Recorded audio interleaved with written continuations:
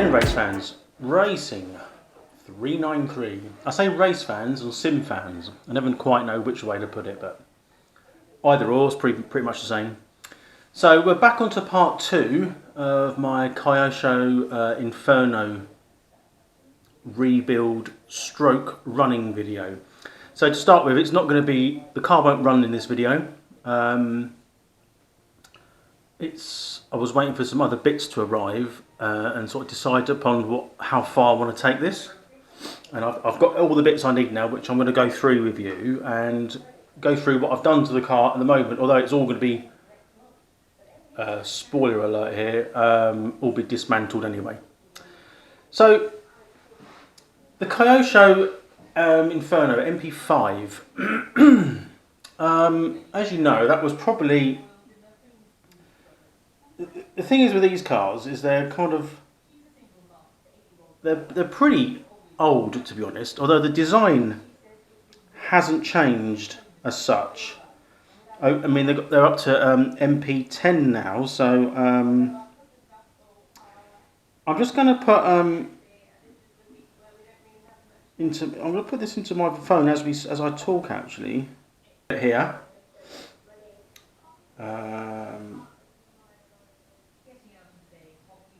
Right, well, you got the MP3 and 4, which was the classic, and that was produced in 1991. So, 20 years ago, isn't it? Yeah.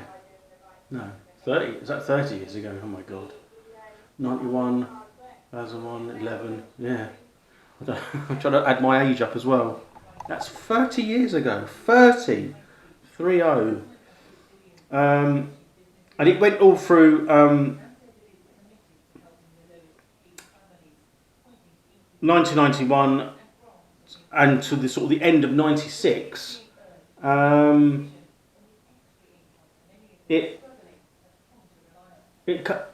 that time, it had MP3, 4, 5, 6, and so on. There wasn't a lot of difference in the cars. So this one's an MP6.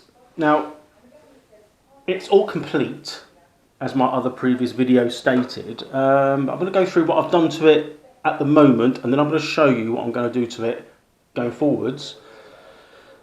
It won't be a 5-minute job, I can assure you. So, first off, let me just move the camera up. So, what I did, you can see down there, the engine mount, it's got like these like finned engine block.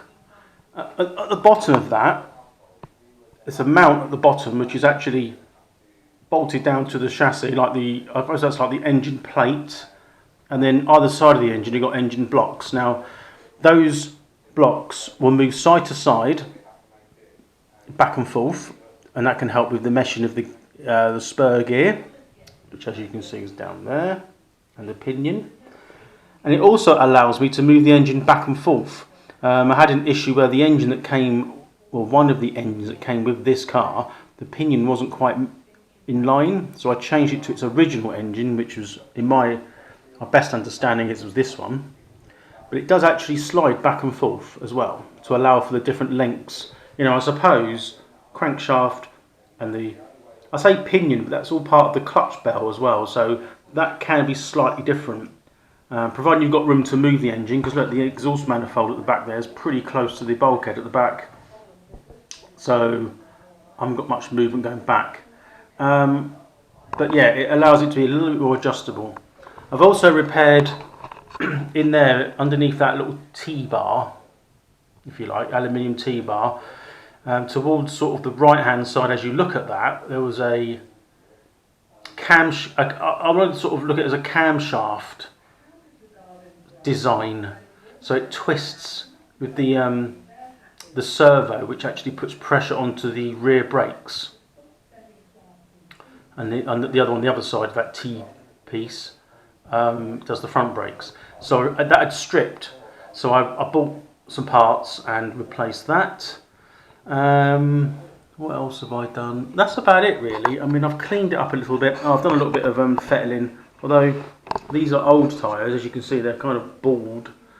They'll probably be what I run it on initially. I did a little bit of letter writing on it. It's just something I like doing, so a bit of detailing. Now, things I've done to, well, things I'm going to do to it. So I'm not sure whether to put that there. It might be easier for me. And I'll move. So first off, I probably don't need to do this, but it just in case, I have stripped it down. It's the centre diff, but as you can see there, I've got another centre diff, original from Kyosho. So I can, if I feel the need, I can replace that. One of the main issues with this one, the main reason I got this was you get another spur gear, which I know you can get them, and the upgraded version of that is a steel version, but this is the plastic version, same that's on the car. So I've got a spare one of them in that kit. But you know, if I feel that I can get better performance out of the centre diff, because that one might be worn, I can always put that one on. So that's that first and foremost. I've also got here. This is where I've got the sort of the brake cam, if you like. This is a brake disc conversion. I'm pretty sure the discs in there are sort of cut like a fibre, and you can see here these ones. These ones here are actually, they must be, well, they're not aluminium, but as it could be steel of sorts. So they've actually got, yeah, that's actually steel, and the brake pads are like fibre. So it's kind of the right way round, where on the car it's got the brake pads are kind of steel and the brake discs are fibre. I don't know which way round. I would suggest that what's on the car is standard, and I just happen to buy these. But yeah, so that's that. I don't need to change any of those two there, the centre diff and those upgrades. I don't for the brakes. I don't need to change, and I probably won't for the time being. Now here, these are quite good. So I got in contact with a company. They're called Fiberlight. Quite well known.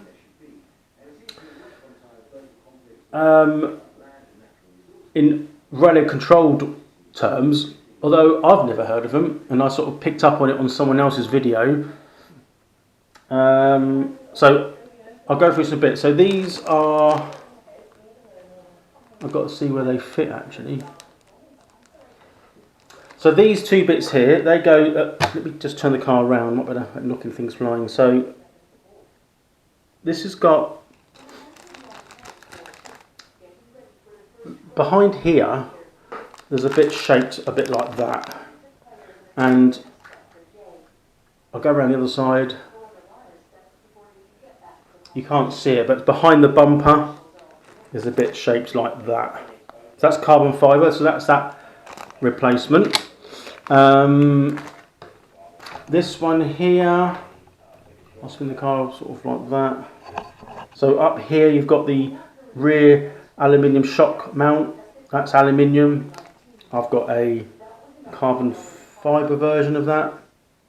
To the best of my knowledge, that is that. This one here, so this is, as you can guess, this is like carbon fibre upgrades. Up here you've got like the front shock mount, and there's the carbon fibre version of that. So that will go on.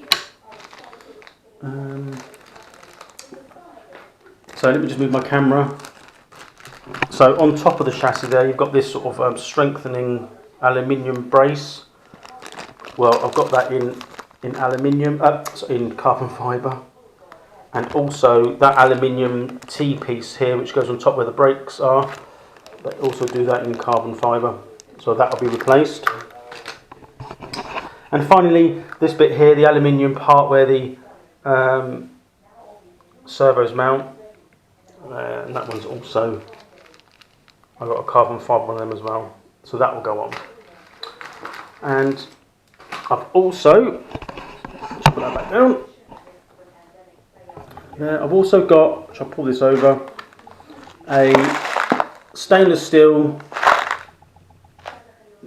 I don't know if they're all in there, and this is for the Inferno, but it doesn't necessarily mean it's the vintage Inferno. But any bolts and things that I can change because of damage or stripped, I've got enough choice there as well. So I've got that. And finally, let me just show you something here. I'm going to try and move that there. Do my best to move this round about tipping everything up. Now, I've tipped the car over. Now, if you see on here, this chassis, although it's nice and straight, there's nothing wrong with it. Somehow in its lifetime, somebody has cut a hole in there. I don't know why, because it isn't. It's right on the mount, so that's going to be a bit tricky to get out when I get that far. Which leads me on to the pièce de resistance, which I've now got which I'll try and stand up there, a brand new chassis for an MP-5. That came from northern Italy. Quite rare as far as I'm aware. I couldn't find any apart from this one. So it's never been used. So I intend to change this chassis over for the one that's on the car. Bit of an ordeal, so hence it's got to be completely stripped down. And that's not like a 5-minute job either. Everything's got to come off. So I'm going to start it today. I'm not going to film it. I'm going to try and do the front, and then the engine, or the front, the back, and then the engine. I'm not going to film me doing it because it'll take too long. And this bit, although I've got the booklet, the instructions, and how to build it, it looks fairly easy, to be honest. It's not. It doesn't look too difficult. It looks fairly straightforward. So I'll do I'll take my time and do like a bit at a time, and we can go from there. I'm not particularly looking forward to it, to be honest. And you might ask, why are you doing that? Well, the whole process, when you do these cars, what I enjoy now, apart from running these cars, the enjoyment I get searching for, because this is an obsolete car pretty much. Although it's got quite a following, it's reasonably vintage, and the trick of finding these parts, sourcing these parts, because when I bought this car I knew absolutely nothing, and I mean nothing. I don't know a lot now, but even less, minus, about the Kyosho Infernos. Nothing. And I'm pretty sure that there's people that may listen to these videos or my videos and think, oh, that's that, and he said that wrong. And that's fair enough. I mean, I don't propose to know everything. I do a lot of research myself, but what I find out about these cars, that enables you to then search for the bits you need to understand how they work, and then to sort of enhance them or bring them back to life again. I mean, the chap I bought this off of, he put an engine in, it stripped the gears, the spur gear, and didn't really do anything else. There wasn't a huge amount wrong with it, but it did need some bits buying, which he probably wouldn't have known that, maybe, I don't know. So, searching for parts, looking for parts, receiving parts, and then building it back to as good as what I can is part of the sort of the enjoyment. Again, I'm going to paint the car my own colours. I'm going to get some paint stripper for the body shell, but that's it. So I hope this goes well. I hope you enjoyed that. It's just more informative for people that are interested in 1/8 scale buggies. I'll probably document the build at certain stages. I'll get as far as I can, and then I'll probably film the next bit as it's sort of done and show you what I've done, and we'll eventually get to a completed kit. There's no chance of me running this at the moment with the weather. I sort of envisage running some of this. I mean, I don't even know if the engine runs yet, but it certainly pulled fuel up. I can't really see why it wouldn't run. So the plan is to run this probably March onwards, depends on real life restrictions, and we'll go from there. So that's it for today. I hope you enjoyed it. Thanks for watching. Thanks for listening. And I'll see you next time. Bye for now.